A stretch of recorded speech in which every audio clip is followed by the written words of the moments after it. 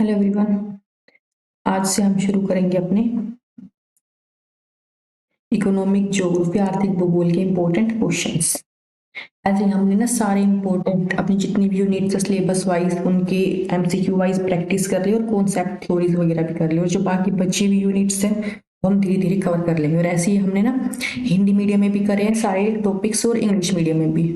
तो अगर आपने कोई स्पेशल यूनिट चेक आउट करने हैं तो आप एक बार जाके चैनल पे देख सकते हो। तो शुरू करते हैं फटाफट अपना ये रिवीजन। देखो, आर्थिक भूगोल की अध्ययन विधियां हैं क्रमबद्ध विधि, स्थानिक विधि, आर्थिक क्रियाकलाप विधि या फिर ये सभी। तो ये सारी की सारी आ जाएंगी इसमें। देखो, आर्थिक भूगोल के प्रतिरूप को प्रभावित करते हैं प्राकृतिक संसाधन, मानवीय गुण और तकनीकी, सभी के सभी।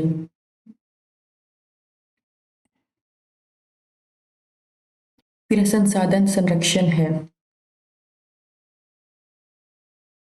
ये हो जाएगा उचित उपयोग, वितरण, सुरक्षा तथा वैकल्पिक अवस्था की संसाधन संरक्षण है। फिर निर्माण उद्योग किस आर्थिक प्रक्रिया में आते हैं, ये हो जाएगा अपना द्वितीय। ये हम सारे टॉपिक ना कवर कर चुके हैं, प्राइमरी सेकेंडरी। अगर कोई प्रॉब्लम है ना तो एक बार वहां से जाके 2x स्पीड में रिवाइज कर लो। देखो, आर्थिक भूगोल मानव भूगोल से भिन्न कहाँ है, तो ये हो जाएगा व्यापारिक स्तर पर एवं उत्पादन स्तर पर। फिर मत्स्य उत्पादन व्यवसाय किस वर्ग का है, ये हो जाएगा प्राथमिक। फिर चतुर्थ व्यवसाय में इनमें से कौन सा आ जाएगा, चतुर्थ उच्च सेवाएं। संसाधनों का विशिष्ट उपयोग, ये आगे ना थोड़े सिंपल क्वेश्चन आ रहे हैं बेसिक, फिर धीरे धीरे करके थोड़े से सही से लेवल के होने लग जाएंगे।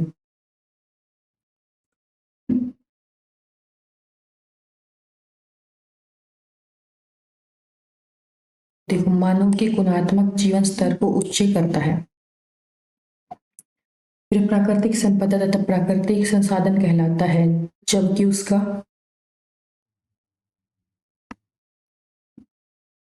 ये हो जाएगा उनके रूपांतरण में उनकी वायदीयता एवं मूल्य में अभिवृद्धि हो। प्राकृतिक संपदा को प्राकृतिक संसाधनों के रूपांतरण करने के लिए आवश्यक है। तो सबसे मेन इंपॉर्टेंट क्या है, उसका ना हम जब तक यूज नहीं करेंगे ना संपदा का, तो वो संसाधन नहीं बनेगी। तो ये हो जाएगा कुशल एवं सक्षम प्रौद्योगिकी। फिर उद्भव के आधार पर संसाधनों के दो प्रकार कौन से हैं, तो उद्भव के आधार पे ने खनिज एवं ऊर्जा संसाधन। फिर प्राकृतिक वनस्पति है एक, है जीवीय। फिर वनस्पति समुदाय के संगठनों का नामकरण किस आधार पर होता है, ये हो जाएगा सब के आधार पर, मिट्टी भी, अक्षांश भी, जलवायु, सारे के सारे। इनको मैच करना है हमने।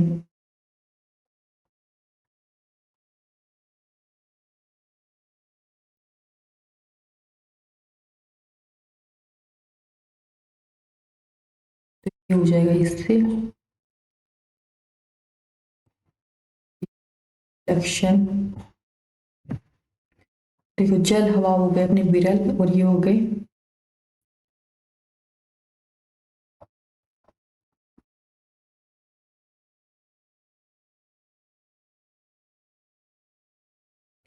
फिर अपना कोयला, पेट्रोलियम सर्वसुलभ। फिर रेडियो, सोना, सामान्य संसाधन।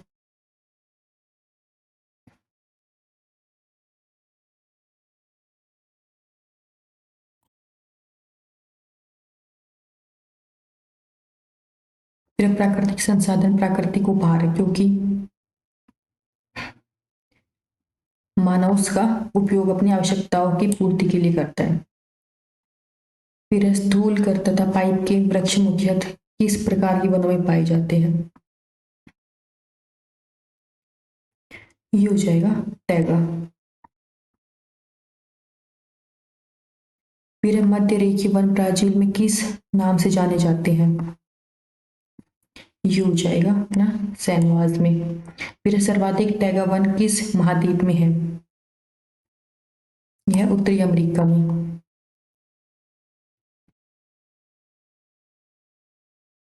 फिर बोरियल वन कहाँ जाता है? बोरियल वन ये अपने मध्य एवं उच्च अक्षांशीय वनों को।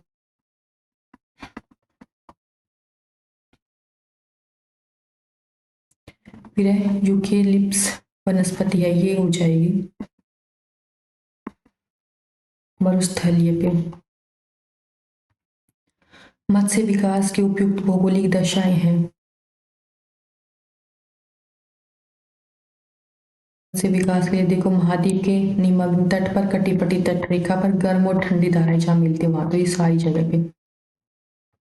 फिर है निम्न में से द्रोणी वनों को सेलवास कहते हैं, तो ये अपना है चायरी नदी। फिर संग्रहण क्रिया किस वन्य क्षेत्र में लोगों की प्रमुख आर्थिक क्रिया है? तो ये हो जाएगा उष्णकटिबंधीय वन। फिर उत्तरी अमेरिका के उत्तरी पूर्वी तट पर निम्नलिखित में से कौन सी मछली सर्वाधिक मात्रा में पकड़ी जाती है? हो जाएगी कोड। फिर है पर्वतीय भागों में रहने वाले लोग का प्रमुख व्यवसाय है, तो पर्वत में लोग का होता है मेन काम मत्स्य पालन नहीं होगा वहां पे, आखेट, फल संग्रहण, पशुपालन। तो क्या होता है? आखेट हो जाता है। यहाँ पे क्वेश्चन गलत है, नहीं आना चाहिए था, नहीं। ठीक है, तो क्यों ये सब तो कर सकते हैं लेकिन मत्स्य पालन नहीं कर सकते, ये थोड़ा अलग निकलेगा, तो यहाँ पे नहीं आ जाएगा, फिर इसका ए ऑप्शन हो जाएगा। ठीक है,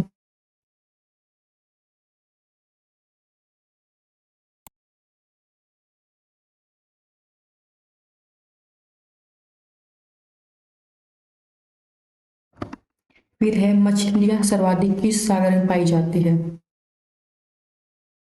ये है छिछली सागर में। फिर है ग्रीनलैंड में पितुआरपोक ढंग से शिकार होता है, ये सील मछली का। फिर है विश्व में सर्वाधिक मछली पकड़ने वाला देश है, ये हो जाएगा जापान। विश्व के किस देश की जनसंख्या के सर्वाधिक प्रतिशत कृषि कार्य में संलग्न है? ये है भारत में। फिर विश्व में सर्वाधिक जनसंख्या वाला कृषि प्रदेश है, यह सघन चावल कृषि। फिर उज्बेकिस्तान में उपजाऊ फरगना की घाटी का निर्माण किस नदी ने किया है? ये अपने आमू दरिया। फिर निम्नलिखित में से कौन सी भौगोलिक दशा मक्का की दृष्टि के लिए उपयुक्त है? यह तापमान होना चाहिए अपना 20 से 30 और वर्षा 40 से 130। फिर भारत में तराई के मैदानों की प्रमुख फसलें हैं,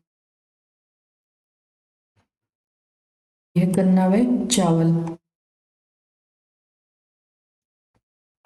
फिर विश्व में व्यापारिक खाद्यान्न कृषि की प्रमुख फसल है, तो खाद्यान्न कृषि अपनी है सबसे ज्यादा, यह गेहूं।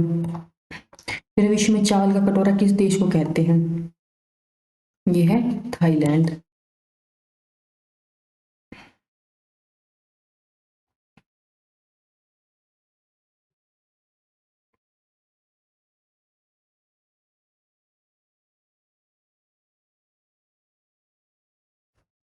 फिर भारत चावल उत्पादन की दृष्टि से विश्व का दूसरा देश है, फिर भी भारत विदेशों से चावल आयात करता है, क्योंकि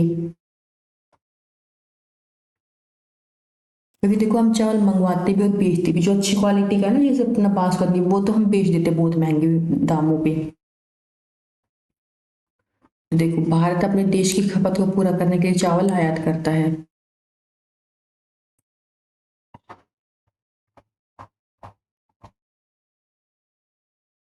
ये है विश्व के चावल उत्पादक देशों में कौन सा युग्म अवरोही क्रम में सही है?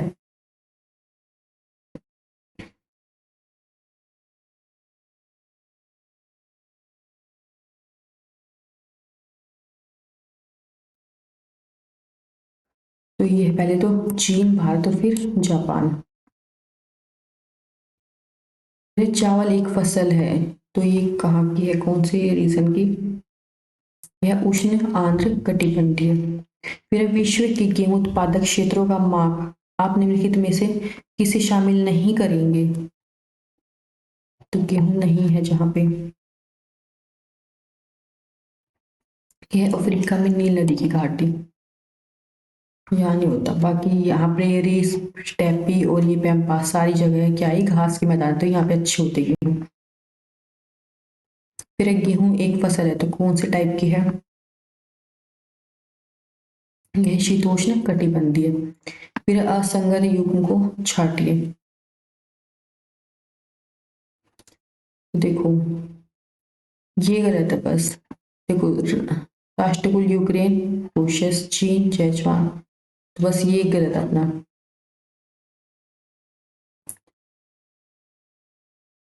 फिर है यूएसए में मक्का की पेटी विस्तृत है, ये हो जाएगा ओहियो से मध्य नेब्रास्का तक।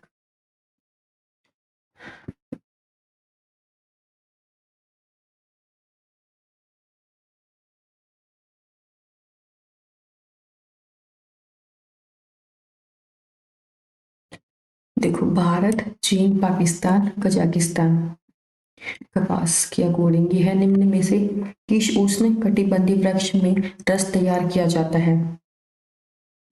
ये हो जाएगा रबर में।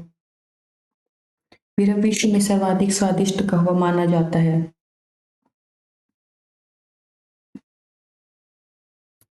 यह मोचा।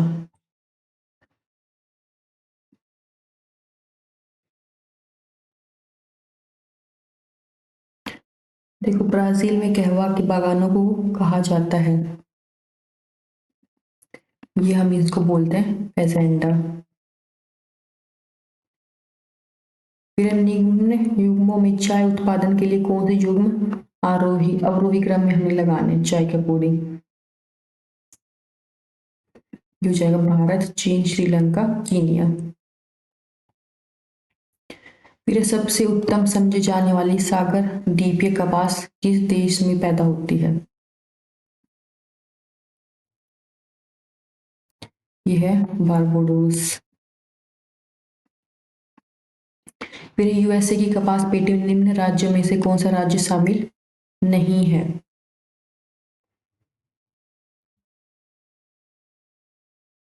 देखो टेक्सास है, कैरिलोना है, अल्बाना है, कैलिफोर्निया नहीं है।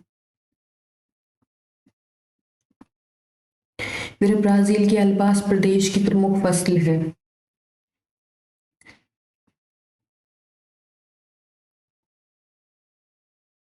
यह है गन्ना। देखो विश्व के कपास उत्पादक क्षेत्रों में किसे शामिल नहीं करेंगे? कपास में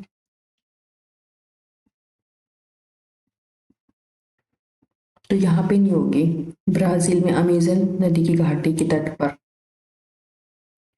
अमेरिका के टेक्सास में भी है, यहाँ पे भी है। अफ्रीका की यहाँ पे नहीं मिलेगी बस कपास नीचे, क्योंकि कपास के लिए कैसी काली मिट्टी चाहिए, यहाँ अमेजन नदी की घाटी में कहाँ से काली मिट्टी आएगी, वहां पे तो फ्रेश पानी आ रहा है ना नदी का। फिर मिश्र में कपास का उत्पादक कृषकों का स्थानीय नाम है,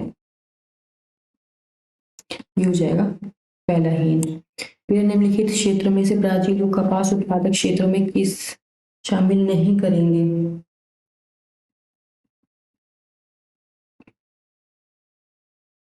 तो यह है कोलोरेडो नदी डेल्टा।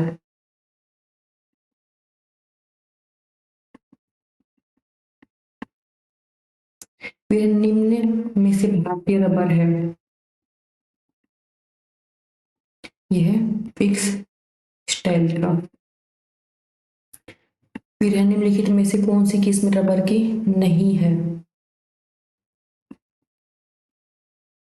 रबर की नहीं है, ये हो जाएगा अपना हाइबेरियम, नहीं है, ये सारी है। फिर है रबर उत्पादन के क्षेत्र सामान्यतः पाए जाते हैं,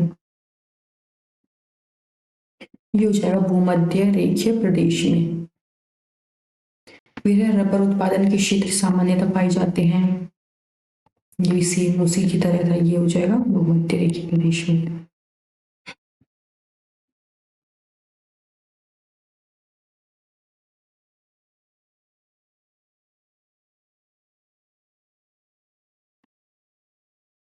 फिर है निम्न क्षेत्रों में किस क्षेत्र में ट्रक फार्मिंग कृषि होती है, तो ट्रक फार्मिंग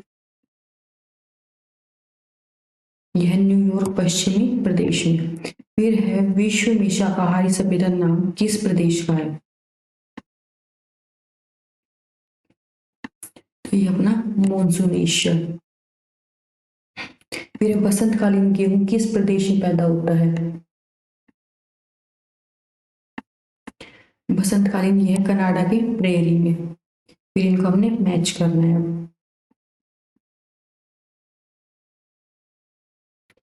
देखो अर्जेंटीना है अपने व्यापारिक खाद्यान्न भूमि के लिए। फिर मध्य कैलिफोर्निया है भूमध्य सागर कृषि के लिए। मैक्सिको है पशु फार्मिंग के लिए। और फ्लोरिडा है अपना विश्व विशिष्ट बागवानी कृषि के लिए। 3 4 2 1। फिर उत्तरी अमेरिका के प्रेरी मैदानों में की जाने वाली कृषि है, ये हो जाएगा व्यापारिक खाद्यान्न कृषि। फिर कौन सा क्षेत्र भूमध्य सागरीय कृषि प्रदेश में शामिल नहीं है, तो नहीं है, ये है हंगरी नहीं है। फ्रांस भी है, कैलिफोर्निया भी, इटली भी है। फिर व्यापारिक बागायती कृषि निम्न में से किस क्षेत्र में नहीं होती है,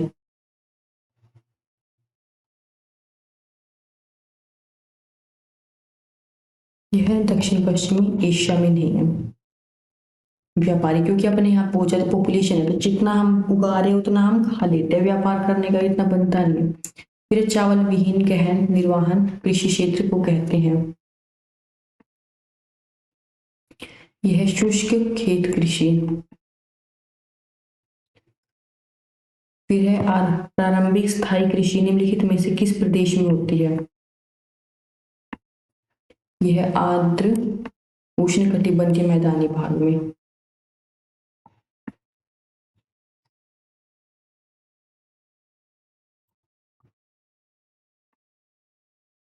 फिर है स्थानांतरणशील कृषि निम्न में से किस प्रदेश में नहीं होती है,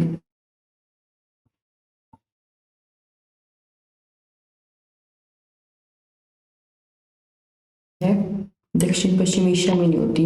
देखो दक्षिण पूर्व में भी होगी, अफ्रीका में, मध्य अमेरिका में। फिर निम्न में से किस देश में सहकारी कृषि अपनाई जाती है, ये है नीदरलैंड में। फिर किस कृषि विधि में दुधारू पशुओं के प्रजनन और पालन पर विशेष ध्यान दिया जाता है, डेयरी फार्मिंग।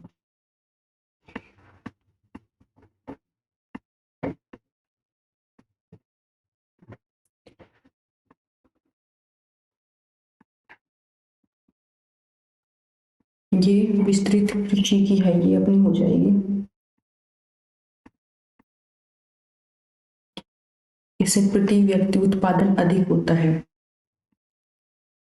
विस्तृत कृषि में।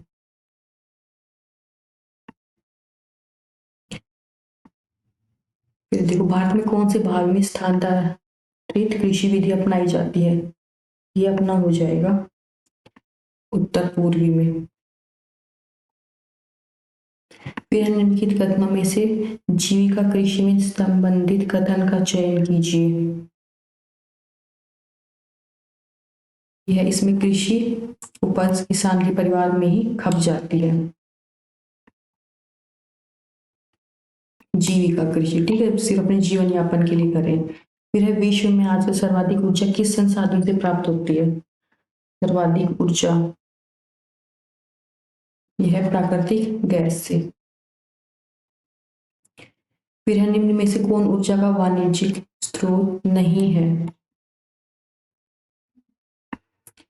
यह समुद्री ऊर्जा।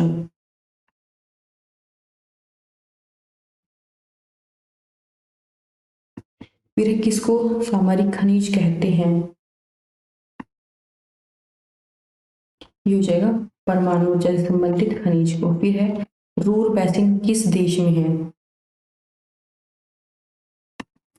ये है अपने जर्मनी में। फिर आज की तकनीकी युग में ऊर्जा का सर्वाधिक उपयोग किस क्षेत्र में होता है?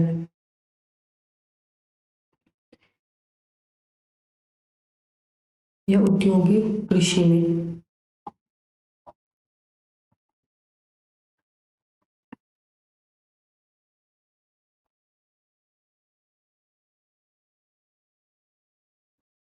फिर एक कोयले निर्माण कल्प है। ये हो जाएगा कोयले कार्बोनिफेरस कल्प में। फिर है कार्बोनिफेरस युग के अलावा किस युग में कोयले का निर्माण हुआ है? तो इसके आसपास वाले में ही हुआ होगा ना। तो ये सारे जो टाइम पीरियड वाले हैं ना, ये हम बहुत डिटेल में कवर कर चुके हैं। आप एक बार ना उसमें से जाके देख लो। ये हो जाएगा टर्शरी कल्प में। फिर भारत में सर्वाधिक कोयला उत्पादन करने वाली खान है। यह है झरिया।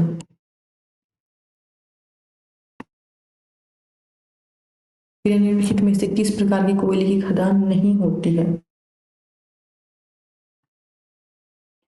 तो कोयले की खदान नहीं है।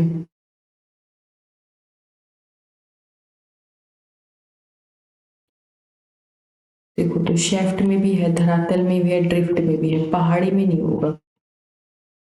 फिर निम्न कोयला उत्पादक क्षेत्र में से कौन सा क्षेत्र चीन में नहीं है? चीन में नहीं, तो नाम देख लो चीन के कौन से नाम है और कौन से नहीं लग रहे हैं।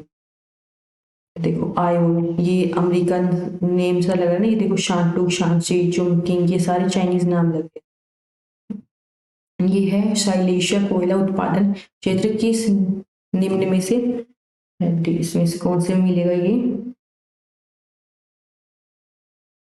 ये अपना हो जाएगा पोलैंड में। फिर विश्व विख्यात डोनबास कोयला क्षेत्र निम्नलिखित में से किस राज्य में है? यह है यूक्रेन में। फिर भारत के प्रमुख को भला खान क्षेत्र में आप किसे शामिल नहीं करेंगे?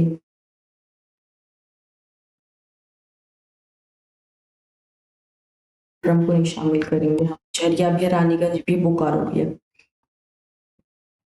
फिर देखो कोयला उत्पादक क्षेत्र में से कौन सा क्षेत्र यूएसए में स्थित नहीं है?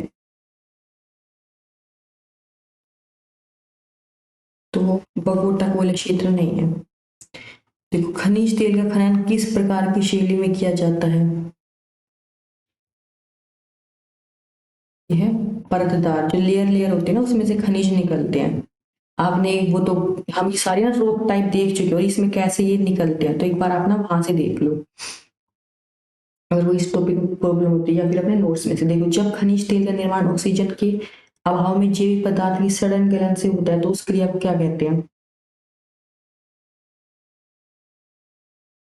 यह है कार्बोनिक सिद्धांत।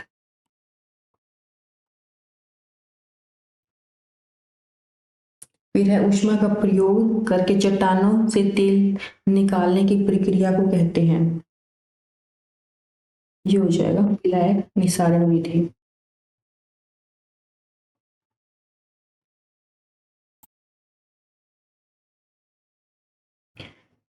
फिर देखो विश्व के प्रमुख खनिज तेल उत्पादक क्षेत्र एवं उनके देश के जोड़े प्रस्तुत हैं, इनमें से गलत बताना है। देखो लीमा इंडियाना है अमेरिका में, मस्जिद ये ईरान, ये कुरुक्षेत्र इराक में, ये गलत है डी वाला। फिर देखो स्वतंत्र देशों के राष्ट्रकुल के खनिज तेल उत्पादक क्षेत्र एवं राज्यों में से किसे असत्य मानते हैं? इसमें भी हमने गलत बताना है। देखो बाकू ग्रोजनी हो गया, वोल्गा यूरान यूरान में अम्बा, ये गलत है। फिर देखो पूर्व सोवियत संघ से पृथक हुए किसी एशियन देश में पेट्रोलियम भंडार सर्वाधिक है? तो मतलब जो रशिया से अलग हुआ है और उसमें बहुत ज्यादा पेट्रोलियम है, तो यह है कजाकिस्तान। फिर है असंगत युग में, इसमें भी हमने गलत वाला बताना है। देखो नहरकटिया भारत में है, दमान सऊदी अरब में, rio ग्रिफ्ट मैक्सिको में, तो ये गलत है। तो खाली ये नाम भी नहीं लगे ना, चीनी नाम ऐसे नहीं होता, हमने एक पहले भी क्वेश्चन देखा था। निम्न में से कौन सा संयुक्त राज्य अमेरिका का खनिज तेल उत्पादक क्षेत्र नहीं है?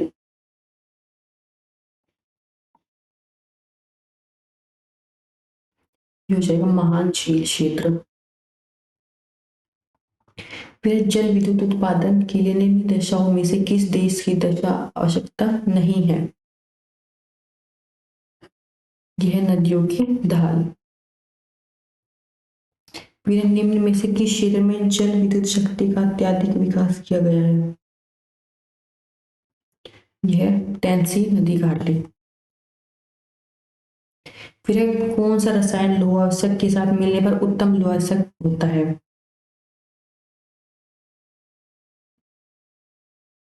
यह है चूना।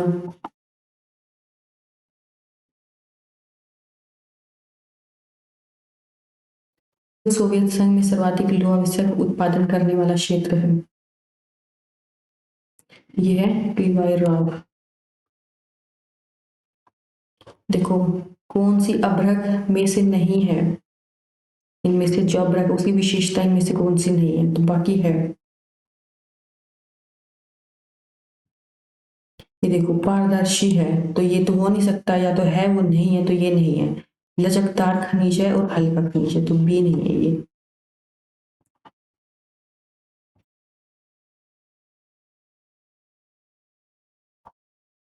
फिर भारत में अभ्रक उत्पादन की प्रमुख खदानों में से आप किसे शामिल नहीं करेंगे?